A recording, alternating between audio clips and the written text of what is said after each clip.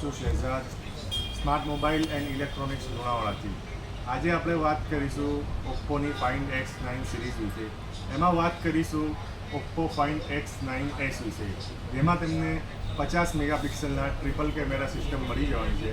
સૌ પ્રથમ વાત કરીએ તો 50 મેગાપિક્સલના પેરિસ્કોપ ઓપ્ટિકલ 3.5x ઝૂમ સાથે તમને મળી જવાનું છે. બીજા કેમેરાની વાત કરીએ તો 50 મેગાપિક્સલના અલ્ટ્રા વાઇડ કેમેરા, જે તમને 0.6x ઝૂમ સાથે મળે છે.